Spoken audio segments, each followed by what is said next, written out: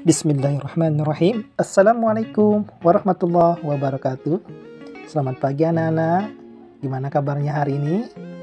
Tetap semangat dan jaga kesehatan di rumah. Anak-anak yang Bapak cintai, hari ini kita akan membahas yaitu pembelajaran pendidikan lingkungan hidup atau disebut juga PLH. Kita akan membahas yaitu bab 2. Kita simak di ringkasan halaman 34 dan 35.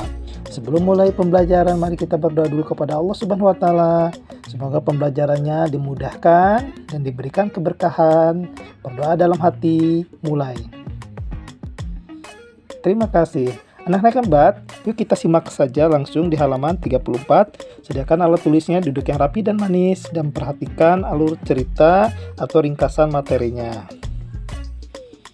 Pencemaran lingkungan adalah proses masuknya atau dimasukkannya zat lain ke dalam lingkungan yang menyebabkan lingkungan tidak dapat berfungsi lagi sesuai dengan peruntukannya. Berikutnya kita simak. Pencemaran lingkungan terjadi ketika adanya zat-zat tertentu yang masuk atau dimasukkan ke dalam lingkungan yang melebihi kemampuan lingkungan menerima zat-zat tersebut. Zat pencemaran adalah zat yang dapat menyebabkan terjadinya pencemaran lingkungan. Zat pencemar yang banyak ditemukan adalah bahan kimia, limbah industri, limbah pertanian, sampah. Berdasarkan lokasi atau tempat terjadinya pencemaran, maka pencemaran lingkungan terbagi atas 1. Pencemaran air. Nah, pencemaran air, bila mana air sudah tercemar, yang ke-1 anak-anak, warnanya berubah,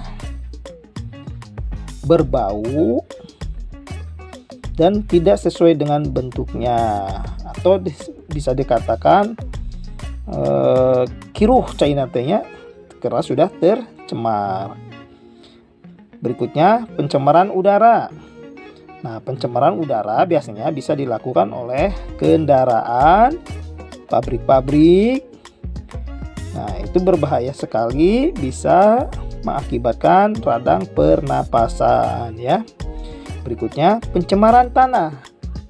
Pencemaran tanah di sini adalah contohnya bisa juga menggunakan pupuk kimia berlebihan atau bisa juga berbentuk sampah ya, seperti kaleng, plastik itu dapat mencemari tanah. Kenapa? Karena plastik itu hancurnya akan puluhan tahun atau ratusan tahun baru bisa hancur. Begitu juga kaleng ya anak-anak. Maka menyimpannya atau membuangnya harus lebih berhati-hati. Berikutnya, pencemaran lingkungan dapat mengganggu kesehatan makhluk hidup dan merusak lingkungan. Nah, akibatnya lingkungan menjadi rusak, menjadi kumuh ya. Yang rugi siapa? Yang rugi kita semua atau makhluk hidup. Nah, sebagai manusia yang baik terhadap lingkungan, kita harus menjaga dan merawat lingkungan. Berikutnya, menjaga kebersihan kelas dan melakukan penataan kelas adalah salah satu kegiatan menciptakan lingkungan yang tidak tercemar. Nah, tentu menjaga kebersihan kelas supaya kelas kita bersih dan belajarnya lebih nyaman. Begitu juga di rumah kalian. Ingat, di rumah kalian bersihkan sebisa kalian kebersihan di lingkungan rumah.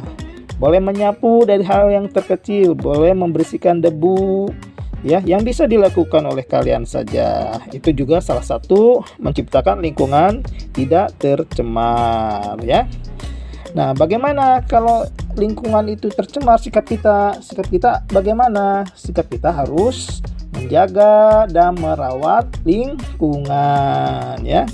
Nah, anak-anak yang Bapak cintai dan Bapak banggakan, kesimpulan ringkasan dari bab 2 di sini kita dapat mengetahui tentang aneka ragam pencemaran lingkungan dan kita dapat menyimpulkan atau mengaplikasikan dalam kehidupan sehari-hari tata cara menjaga lingkungan. Anak-anak yang hebat, sekian dari Bapak pembelajarannya. Ditutup dengan hitopik walidayah. Assalamualaikum warahmatullahi wabarakatuh.